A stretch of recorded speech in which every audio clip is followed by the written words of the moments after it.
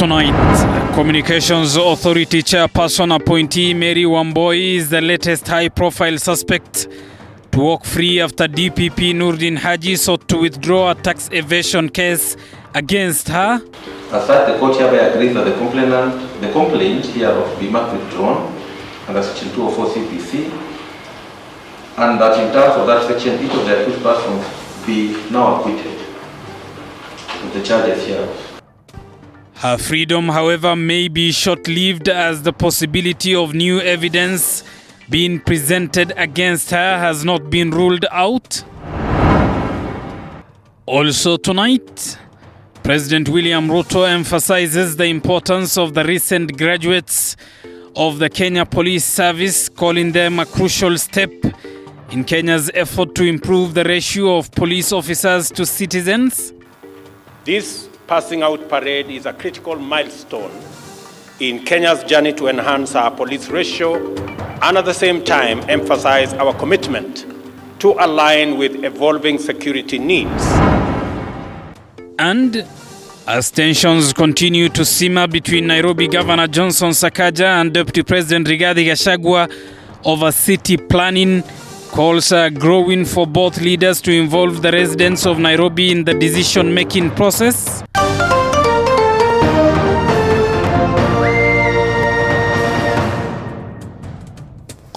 Catherine Simaloi is our sign language interpreter. Good evening. I'm Abubakar Abdullahi. Welcome to the broadcast. Now, the 2.5 billion shillings tax evasion case facing businesswoman Mary Wamboi and her daughter Purity Mungai has been withdrawn. Wamboi's case joins other high-profile cases that have been dropped since the new regime came into power. Sylvia Nyongesa begins our broadcast tonight. Businesswoman Meru will now breathe a sigh of relief as she becomes the latest high-profile suspect to be cleared of any wrongdoing by the Nairobi Anti-Corruption Court. The court has dropped a tax evasion charge against the new Communications Authority chairperson, Magistrate Felix Kombo, making the ruling on Tuesday, following an early application by the Director of Public Prosecutions, Nurdin Haji, seeking to withdraw the case. Wamboi, who was appointed as CA chairperson by President William Ruto in December 2022, was accused of evading taxes amounting to 2.2 billion shillings. The substratum of the same law no longer exists, and that the complainant has advanced sufficient grounds to enable the court to permit a withdrawal of its complaint under Section 204 of the CPC as argued before the court. As such, the court hereby agrees that the complaint hereof be marked withdrawn under Section 204 CPC, and that in terms of that section, each of the accused persons be now acquitted of the charges hereof. Her daughter was a co-accused in the case, was also exonerated in the ruling. While Wamboi and her daughter are currently cleared of the charges, their freedom may depend on any new evidence presented by the Kenya Revenue Authority. In his application, DPP Haji's side requested more time to review a new letter from the Kenya Revenue Authority. Time for the parties to engage. The court is informed today that the objections were successfully considered and determined under Section 51 of the Tax Procedures Act 2015, and that the matter, the subject of these charges, has been compounded under the provisions of Section 109 of the Act. The court is provided with a letter dated 2nd of December 2022. This is the letter addressed to the learned DPP by 1 P.M. Matuku, CEBS, Acting Commissioner General of KRA. There's a reference number there. Counsel for the State, Ms. Jubilee, has informed the court that the learned DPP has concurred with the decision by the complainant and has no objection to withdrawal of the complaint in terms of the letter addressed to him. The prosecution also mentioned that they are considering an out-of-court settlement to resolve the issue. The two had been charged with 8 counts of offences under the Tax Procedure Act 2015. Flora Limuki, TV 47. Thank you, Flora Limuki, for that report. Now, primary schools that fail to meet 60% of the government's requirements for hosting junior secondary schools will not be allowed to do so when schools reopen later this month. According to the ministry, the assessment process is ongoing and only those schools that meet the requirements set by the government will be approved to host junior secondary education. Andrin Kilemi has more. The countrywide assessment of schools to establish their preparedness in admitting grade 7 learners is ongoing. The process, which began Monday, targets both private and public primary schools, where junior secondary schools will be domiciled. Among key areas that the assessors are looking at include physical facilities, with schools required to have at least 2 extra classrooms for learners in junior secondary, qualifications of teachers employed and deployed in schools, number of teaching and non-teaching staff, as well as size and ownership of school land. Wazazi tunawaomba wangoje kabla ya kukimbilia, kwa sababu vile nilisema kuna wale private investors na unajua hata wao wako kwa biashara, kwa hiyo wanakimbilia. Parents with learners transitioning to junior secondary schools have, however, decried the manner in which the government is handling the grade 7 transition, saying it is confusing to not only the learners but parents too. Hatujui kama hatujabua kama uniform zinabadilishwa, vitu kama vitabu hatujajua kama tunanunua zingine ama ni zile tu. Educationists have, on the other hand, emphasized the need for the government to put more effort in filling the existing gaps that would otherwise interfere with the smooth transition of learners. And what we are seeing currently is rush with time so that we can be able to get all the preparation for children to be able to transition. And that comes with its own challenges, as we are highlighting. The challenge of some of the schools not being able to meet some of the qualifications. How do we put in mechanisms just in case we find some majority of the schools do not meet that inclusion criteria? It means reflecting back again that criteria of placement. And if you look on the scoring, if a school meets 50% and below 50%, it means it's not ready. The question is, when we get majority of schools into that criteria, what happens? It's going to be a crisis. The assessment of schools will run through to the 20th of this month, with the officials expected to submit a report on this. The assessment of schools will run through to the 20th of this month, with the officials expected to submit a report of the same by the 23rd, before grade 7 learners resume learning on the 30th of this month. Andrin Akilemi, TV 47.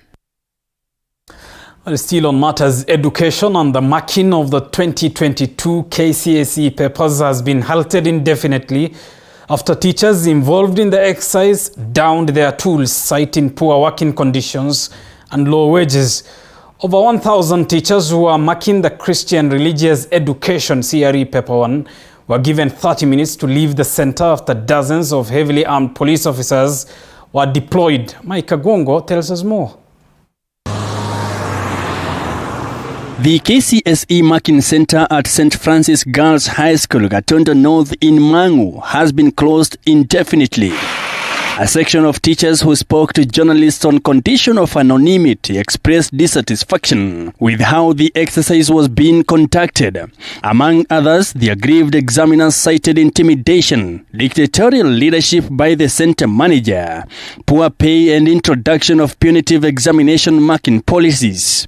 And the issue that has been there, that is being addressed, is the issue of one, the welfare of the examiners, and then the draconis way in which the chief is handling these examiners. They are not happy with the level and the level of her leadership. According to the tutors, the measures slowed down the process of marking, hence taking them longer than expected to finish tasks. The teachers were marking the Christian Religious Education CRE Paper 1 at the time the strike commenced. Some of the policies that have been injected into us that are not welcomed by the examiners include things like the marking criteria. There is this act which is called this thing that's called pegging. So the pegging is a situation whereby you indicate the number, the Roman number of that particular answer that you are marked, and this is something that has been slowing down the marking process. Also at the center of their protest is what they term as media payment per script marked as compared to assessors evaluating other subjects such as Kiswahili. According to them, CRE examiners are only taking home 55 shillings per paper marked as compared to assessors in other subjects who are receiving 78 shillings per script marked. The markers also took issue with their bosses in the marking exercise for overworking them, saying they have been waking up at 5 a.m. and returning to bed past 10 p.m. Difficult circumstances, and the examination council is not addressing any of the issues. The teachers or the examiners live under deplorable conditions because they sleep on those small beds where students sleep. Further, the examiners declared confiscation of their phones and laptops from the marking area, a situation they say has cut their entire communication. Adamant that they will not resume operations unless their issues are addressed, the teachers vowed to continue downing their tools in what could delay the release of KCSE results. In a statement, NEC chairperson Professor Julius Nyabondi said that they sought an audience with the examiners and agreed to replace the chief examiner and the exercise resumed. On revision of marking fee, NEC says that a marking fee is an individual contract agreed upon before the teachers report to centers to embark on the exercise. Professor Nyabondi says that the examiners willing to continue with the exercise were allowed to do so, while those who wanted leave had their wish granted, adding that they had contracted other examiners to replace them. Education Cabinet Secretary Ezekiel Mashogu had indicated that the results of the exams will be released by January 23rd, when schools are scheduled to open. The marking process, which kicked off weeks after the candidates completed the national examinations in December 2022, had been going on at St. Francis Mangu Girls High School until the strike.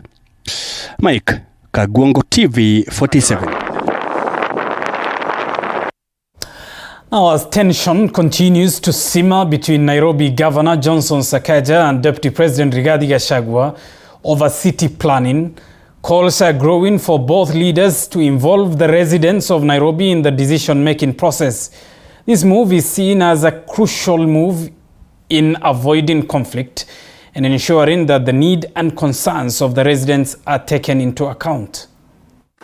Diverse opinions have been raised regarding the directives by Governor Johnson Sakaja to relocate long-distance public service vehicles from the central business district to the Green Park terminus and to shut down entertainment joints in residential areas. Both the governor and deputy president vehemently defending their positions. Mheshimu, yeye ni mzee kwangu tena kisiasa, is at a higher position in terms of the party.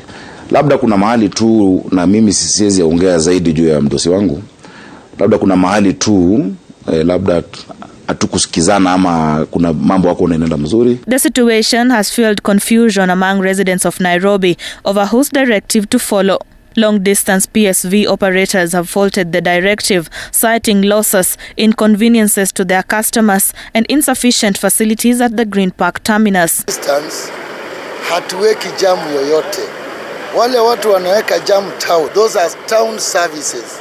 Sisi kama tuko kwa stage, si unaona gari yangu iko kwa stage, ikitoka hapa kama imejaa inaenda moja kwa moja mpaka Kakame. Hii gari inaweka wapi jam?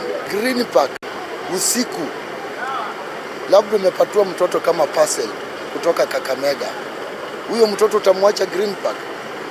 Mzazi wake atatoka huko mpaka Green Park? Security hakuna. At Green Park hata iwezi.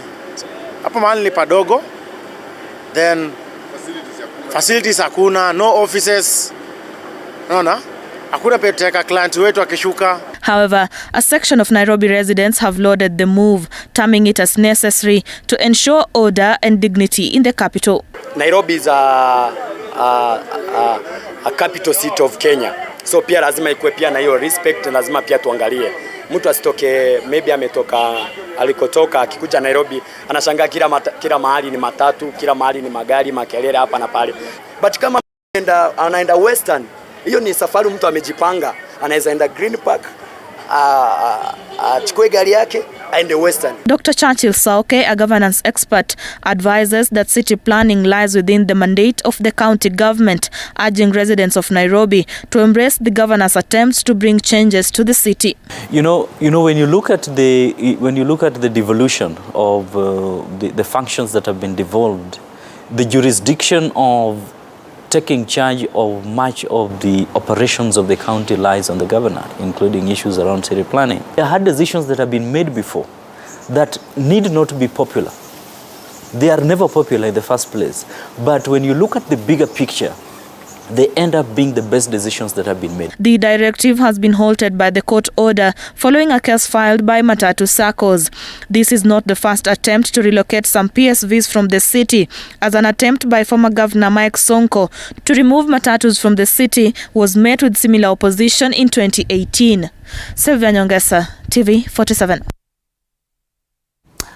Now, tonight, members of the Kiambu County and the Governor Kimani Wamatangi have resolved to work together a day after the MCAs protested outside the county headquarters, claiming the governor had sidelined them in the management of the county affairs. The 8-hour-long meeting held at the governor's office is said to have addressed the MCA's grievances, which ranged from development to issuance of bursary funds. Our senior political affairs reporter Apollo Kamau has the details. After staging protests outside the governor's office amid threats of impeachment, white smoke billowed out in Kiambu County after members of the county assembly reached a truce with County Governor Kimani Wamatangi after an 8-hour-long meeting, which is said to have ironed out contentious issues. Elected MCAs who had accused the governor of belittling them in the management of county affairs, especially on the management of bursary funds, have now resolved to work with the governor. We have discussed our issues and we have agreed unanimously that we are going to move together as one, and that there is no rift between either side, between the executive and the assembly. We cannot allow our Kiambu to go to waste. We have had several other governments there before, the first and the second government. But we cannot allow Kiambu to go the way the first and the second government went. I want to assure all of you that, and the people of Kiambu, that we are one. We are at peace and we are in agreement that we are working for the people. We have a 5-year short term where the people will find out, did we come here to work for them or not? Our answer is one. We came here to work for the people of Kiambu. The governor accused his rivals in the county harboring 2027 gubernatorial ambitions for causing divisions, terming it unfortunate in the wake of the truce. Anybody out there who is trying to play some games, he will be on his own. This team has one resolution, to work for the people of Kiambu. Yeah, as one. So, busybodies, people who think that they can do things around there, too bad.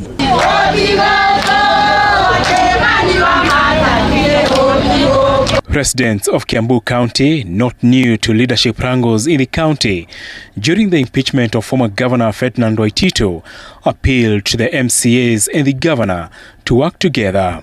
Wakae chini waongee na MCAs wote wa Kiambu, wasikilizane ndio mvurutano itoke, ndio Kiambu iende mbele. Once mvurutano imetoka, Kiambu maendeleo itakuwa. Lakini sasa wakivurutana hivi wanavurutana, hata sisi tunaumia. Mujue vile mtaongea na governor ndio tukae mzuri, kwa sababu hakuna mwingine tunaoona. Tuliamuka saa 11 asubuhi twende tukachague Wamatangi. The Kiambu saga comes days after Meru MCAs impeached their governor Kawira Mwangaza for ignoring them in the management of county affairs. She was however saved by the Senate. Apol Kamau, TV 47.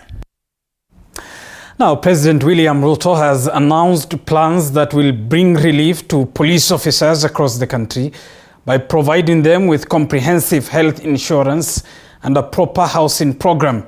The president made the announcement during a pass-out ceremony of over 2,000 police officers at Kiganjo Training College. Collins Lusweti with more. It was a big day for thousands of new police officers at Kiganjo Training College in Nyeri County after being released for service following a 9-month intense training. Among the graduates was Commonwealth gold medalist and African fastest sprinter Ferdinand Omanyala. With President William Ruto presiding over the pass-out, his first pass-out event since he became president. This passing out parade is a critical milestone in Kenya's journey to enhance our police ratio, and at the same time emphasize our commitment to align with evolving security needs. After years of complaints over poor housing in police camps, President Ruto announced major housing plans that will see police officers benefit greatly, with the government targeting provision of spacious, affordable, comfortable and safe houses for the men and women in service. We have prioritized the provision of spacious, comfortable, safe, secure and affordable housing for police officers in our affordable housing plan. He further noted that 2 fully equipped hospitals dedicated to serving members of police service will be opened soon, in addition to a comprehensive medical insurance cover that will benefit the officers and their family members. The government will provide a comprehensive insurance scheme effective this month, available to members of the police and prison service and their families. Additionally, 2 fully equipped National Police Service hospitals are complete and will soon be ready to serve members of the force, including their families.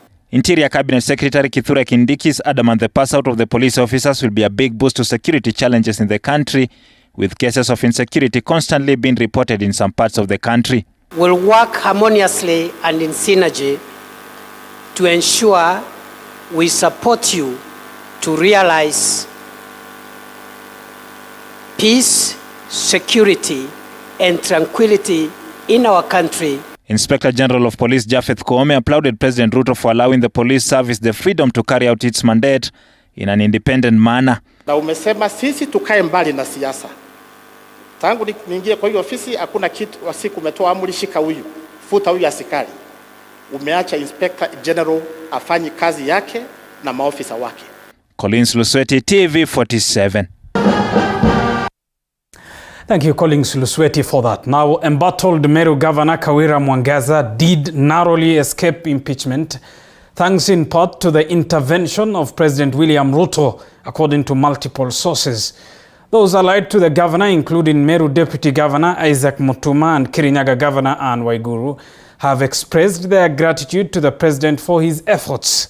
The situation in Meru, however, remains tense, with many closely watching what steps will be taken next. Moiga William reports. The intrigue surrounding Meru Governor Kawira Mwangaza's ouster points to a push and pull that goes beyond county politics. Several statements made by leaders privy to the whole issue now indicating that the national government led by President William Ruto was involved, and even as some local leaders downplay the issues as not being serious enough to warrant an impeachment, the involvement of the national government on the matter cannot be overemphasized. Our dear governor was asked to be a bit soft and listen to the members of the county assembly, and she said that their major problem was the issue of ward fund, which is actually a development fund. It's not somebody who is given the MCA just respect, out of respect, since he has the jurisdiction of the ward. It is now emerging that the Senator Boni Khalwale-led 11-member Senate committee, with a majority of members drawn from the Kenya Kwanza political outfit, had been instructed to spare Kawira from impeachment. The move of the motion to impeach her Abagote West ward representative DMK Kiogora did not hold back on what he thinks it took to save the governor. Ile kamati ilikuwa ishaambiwa jinsi itakavyoamua. Kwa hivyo tunaweza sema kwa Kiingereza ya kwamba our case was doomed from the beginning, kwa sababu rais mwenyewe alikuwa ameingilia na akaelekeza maseneta jinsi ya kuamua. Kama deputy governor wa Meru, nasema asante kwa kunirudishia gavana wangu. Watu wa Meru wanasema asante kwa rais wetu na deputy president. Following the Senate's decision to save her, Deputy President Rigathi Gachagua has commenced talks with Meru leaders. The ward representatives, however, are relentless in their quest to impeach her should they find enough grounds to do so. And the issue of Meru County is an issue which is very crucial to us, and we are handling it with the most care. Tumekubaliana waheshimiwa waitwe MCAs, tumekaa, and in near future we shall also sit down with the leadership of the county to see whether the Meru County can be comfortable.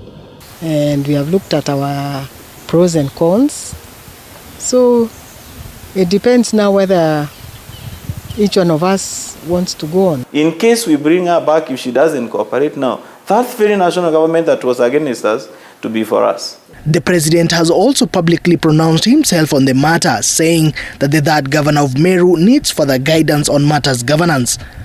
Moige William, TV 47. Now elsewhere, Jubilee Party Secretary General Jeremiah Kioni has castigated the Kenya Kwanza government for what he terms as arming various state departments and agencies with the pretense of simplifying their operations. Kioni noted that some government officers, especially in the Department of Interior and Coordination, have either been sacked or suspended, while others transferred on allegations that they supported the Azimio la Umoja One Kenya coalition. The Deputy President confirmed the other day that he was responsible or in charge of the reshuffling and the sacking of some of the regional commissioners who supported the Jubilee, the Azimio government. We now have learned actually that some of the chiefs, assistant chiefs, even ACCs within Mount Kenya region have been suspended, some sacked, others transferred, kihorera. And we want to remind the current government that the public servants today are expected to serve the government of the day, the UDA government. Those public servants who are serving the government of the day, then the Jubilee government. To punish them today is to tell the others that they should not also be serving UDA government, because come the next government, they will be punished for having served it.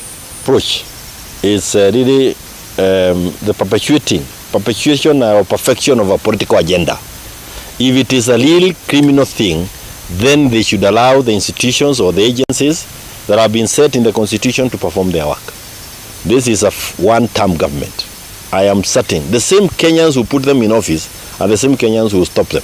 Whether they plan to rig 2027, whether they have their brothers and sisters in the IEBC, this government will not see 2027 if they do not, if this is the trend that they have taken. And for Gachagua, the die is cast. William is done with you. If he had any respect for you, he will not be shifting you from one office to the other. He will not be using you. He will not be using you as the cannon, because your mouth, the mouth has a loose cannon, and he has been used. His mouth is the weapon to hit others. As you go down, leave the Kikuyu community alone. Don't go down. Now, former Commissioner General of Prisons Isaiah Mosiori Osugo has passed away. This is according to a family spokesman. Commissioner Osugo died in Nairobi Hospital on Monday night after a short illness. Osugo was a police officer who served in various positions. In 2008, he was transferred from the National Police Service when he was the Nairobi Regional Criminal Investigation Officer and named as the Commissioner of the Prisons at the time. Many police officers and prison officers mourned his death, calling him a humble officer who dedicated to changing many.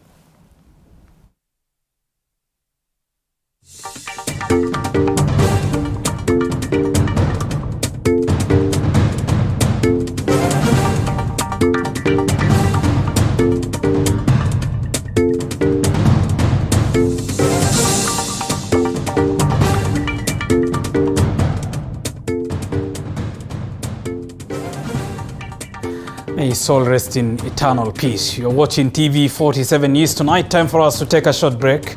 Stay with us. We still have a lot lined up for you.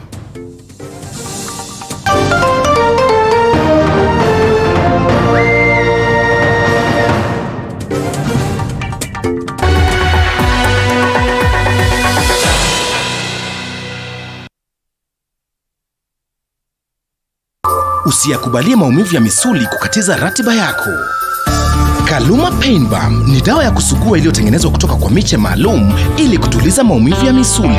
Kaluma Pain Balm. Maumivu yakizidi, pata ushauri wa daktari. Are you looking for a distinguished institution of academic and professional excellence to kickstart your career?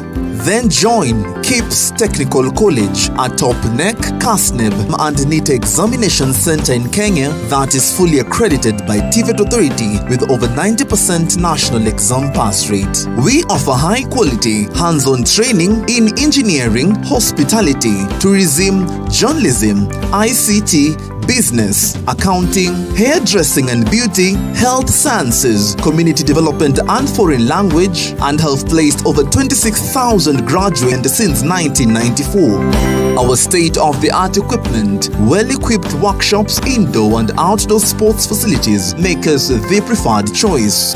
During my training, I was able to become Miss KIPS, which has helped me to achieve my goals in community development. Admissions for January 2023 intake is ongoing. For more information, call 0720-813-113 or visit any of our 6 campuses located within Nairobi. KIPS Technical College, your sure path to success.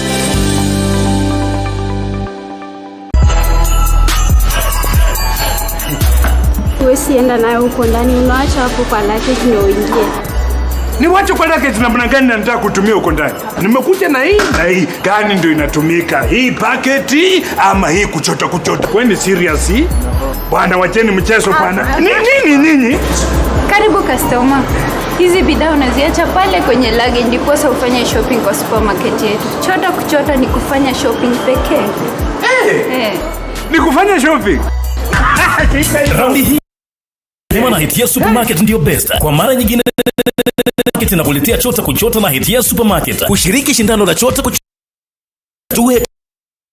Bunawe, Kitale, Bungoma, Eldoret, Kakamega, Kisumu, Busia, Naivasha, Limuru, Nairobi, Thika, Nyeri, Meru, Chuka na Maua. Nunua bidhaa ya shilingi 600 na zaidi na utapewa raffle ticket. Jaza vizuri na utumbukize kwa sanduku iliyo mlangoni. Utakuwa umeingia kwa draw ya kujishindia zawadi Hatsumira, pikipiki 21 aina ya TVS, 1130 school fees, TVS, shopping vouchers na vingine vingi. Basi, ni huku. Saidia mimi. Chota kuchota imethaminiwa na Kiwi Bacon, Savannah Juice Fruit Vial, My Choice Hand Wash, Zesta Choco Primo, Ketepa, Blue Band, Aramco, Oven Fresh Bread, Nivea, Silent Night Mattresses, Coca-Cola pamoja na Hisense. Shindano hili limeidhinishwa na BCLB permit number 002816. Sheria na masharti kutumika. Chota kuchota na Hitia Supermarket, na hii motokaa gari smart kabisa inaweza kuwa yako. Unangoja nini? Ingia, fanya shopping yako Hitia Supermarket, uchoto kuchote na hii kari, hii motokaa inaweza kuwa yako. Mtu anaweza pesa kwa boost. Hitia Supermarket, a world of choice. Tricent School of Medical Health Science and Technology is a premier training institute for market-driven courses. With state-of-the-art facilities, competent and dedicated members of staff, and linkages with the medical industry, you are assured of a bright future when you study with us. Enroll today in our campuses at Juja, Nairobi West, Kisumu, and Homa Bay.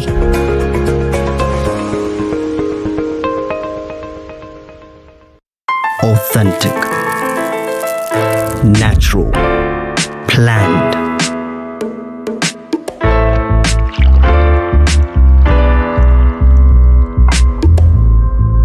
Transforming.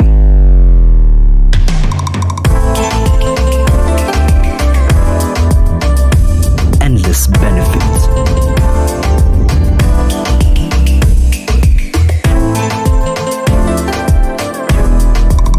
Slaty, purely Kenyan. Buy now on Jumia or Amazon.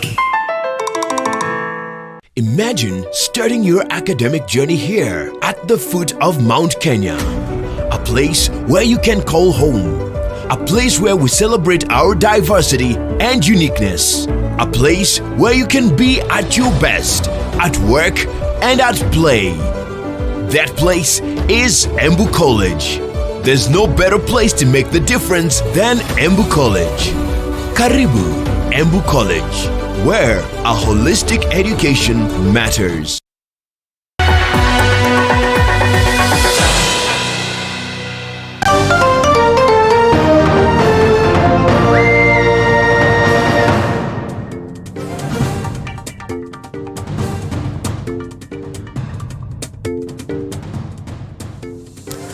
Welcome back. Thank you for staying with us. Let's get to more news. And in a shocking turn of events, a 61-year-old man from Bonchari in Kisii County has been arrested and is currently in police custody for his alleged involvement in the death of his own son.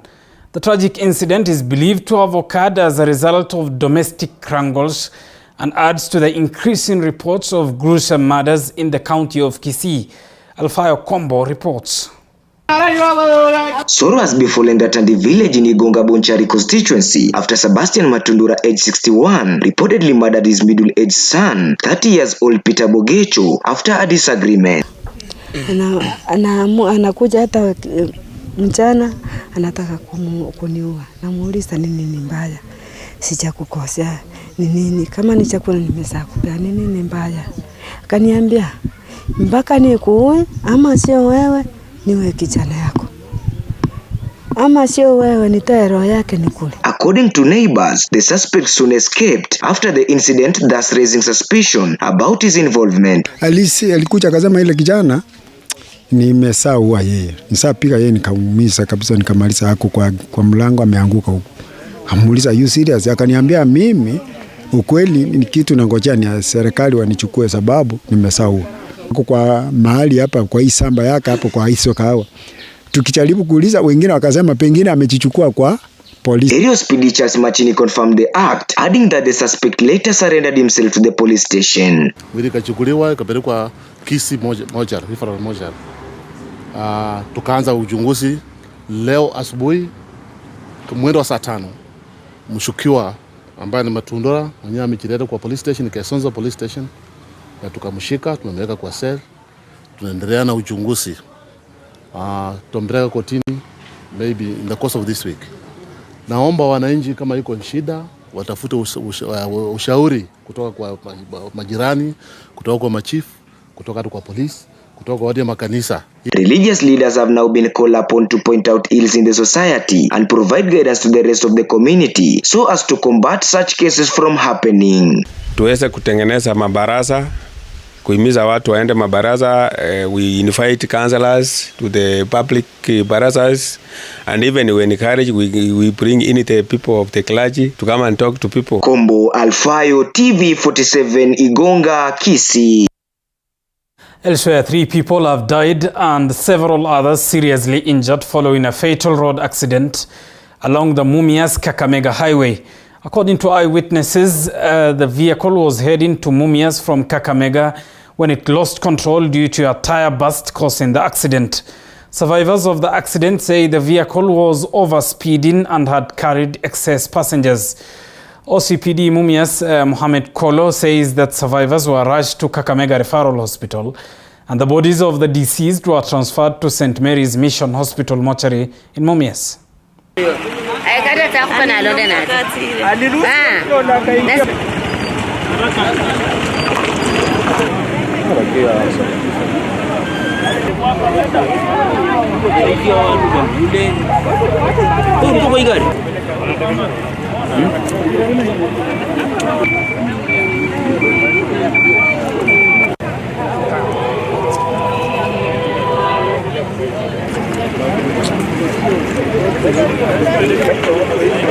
Nani wataenda St. Mary's?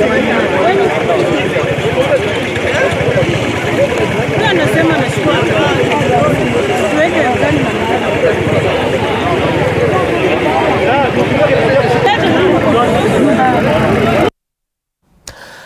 Now, police in Kiambu County have taken into custody a 24-year-old man suspected of killing his 1-year-old son on Tuesday morning.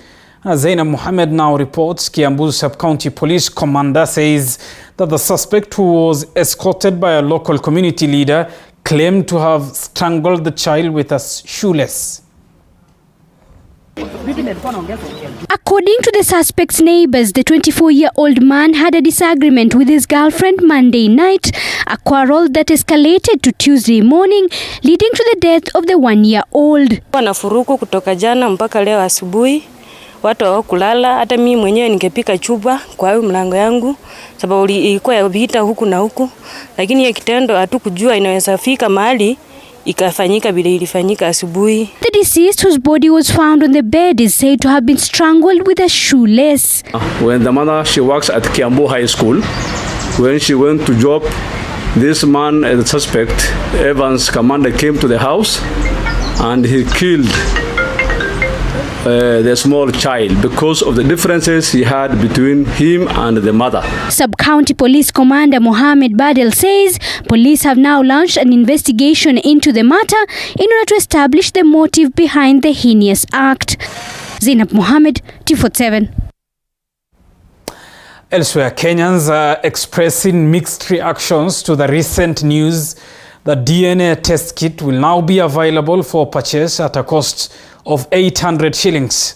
Some, particularly men, are praising the move, stating that it will help curb cases of infidelity and hold those who cheat accountable. However, others have raised concern about the potential impact on marriages and families. Our reporter Elizabeth Atieno spoke to several people in Nairobi and found what their opinion is on that matter. A famous quote states that it is only the mother who knows who the real father of her children is. But this saying may no longer hold true, as DNA test kits are now being made more affordable to Kenyans. According to recent reports, the cost of a DNA test has been significantly reduced, with collection kits now available for purchase at only 800 Kenya shillings. This development is expected to make it easier for men in particular to conduct paternity tests without facing financial difficulties. The move has sparked reactions among Kenyans, with many expressing concerns that it could lead to the breakdown of marriages. Mambo ya DNA inanga ukweli. Kwa sababu my cousin mwenye ashaifanya DNA, blood yake na blood ya mama zikuingana na mtoto. But ikabidi accept. What do we do? Yes. Alafu history yenye nimechekia DNA yenye imekaa mimi naona iko tu fiti juu kuna wase wanalelea wase watoi na manze hiyo si kitu fiti unacheki. Juu saka saa mimi na watoi wawili. Mama yao tu juu ni mama tofauti. Mama zao ndo wanaweza jua kama mimi ni budawa mama si budawa unaona. So saa zingine naweza amua tu ikishaka hata ifika ruabe ni sawa. Kama itavunja marriage wacha tu ivunje, ilikuwa prone kuvunjika. Ni kitu poa na tena si kitu mzuri, lakini disadvantage part of it ni ile inaharibia marriage ya watu wengi. Wapata watu wamekaa kwa njia mzuri, lakini hiyo wakigundua ukweli inaharibu marriage sana. Itavunja. Hata mwenye nilichukua sijui babake, lakini naona ya kwamba ananipenda. Na hao wengine bado wananipenda. Wakirudi ni sawa, hata yeye ananipenda. While it is true that DNA testing can be used to establish paternity, it is also important to consider the potential consequences of the test and approach it with sensitivity. Naweza chukua toi wangu hata weekend ni get hiyo kit niwapeleke swimo, niwadunge kama ni damu inatolewa ama ni mate whatever, niwapime nikiona si hao si wangu. Kila mmoja namrudisha kwa mamake na mimi narudi single life na ni hivyo tu yani. For some, marriage is not the only concern. The strong bond built between the father and the child over the years will also face confusion.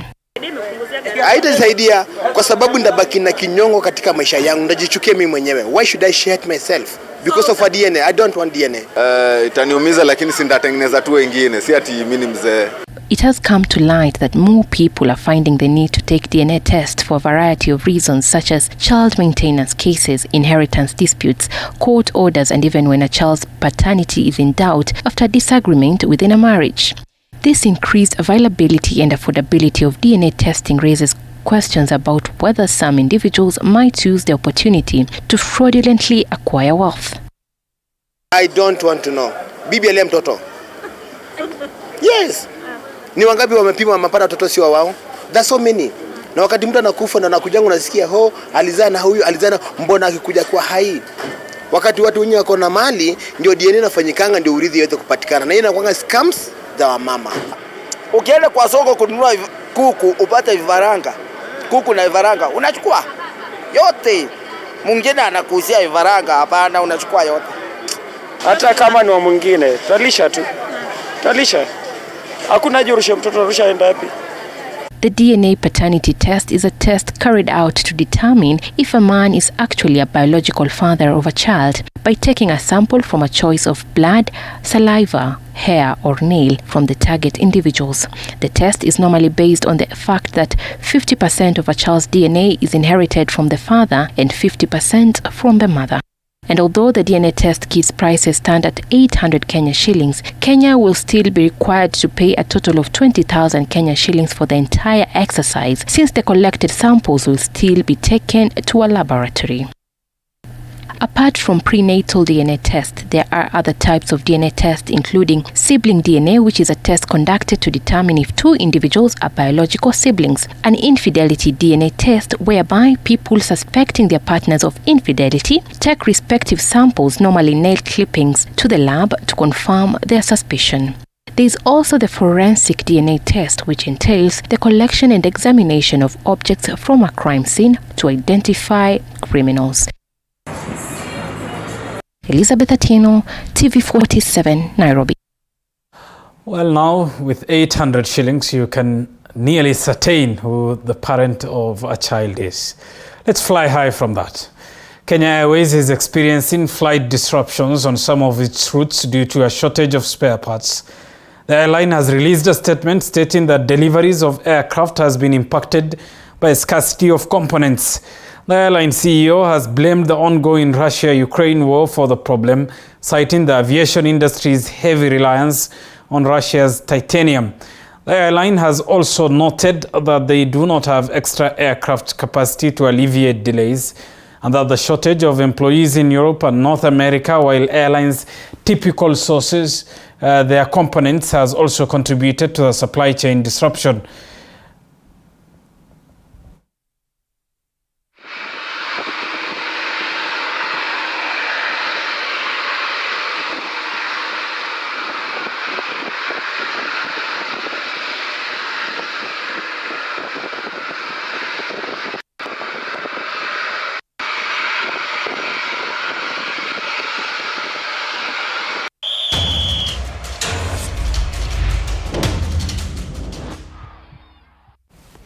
Let's get to the world of sports. And World Football Governing Body FIFA Director Member Association Africa earlier today outlined the importance of having three entities, including FIFA, the government and the Football Kenya Federation, working together to uplift the standards of football in the country.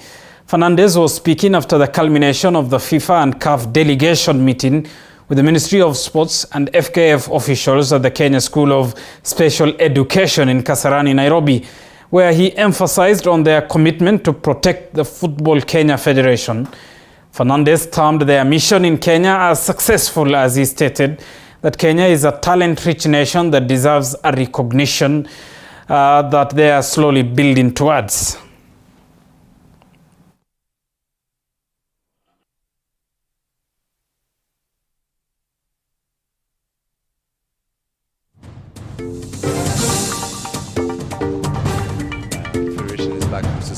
Back to normality. We came here to assess the situation, to see what we can do in upcoming weeks, upcoming months, upcoming years, to help the federation, to help the kids that play football in this country, and to make sure things happen in a good way. For us, our stakeholders are our federation. We try to protect our federation so they can run football properly. Of course, we need to work together with government, because government are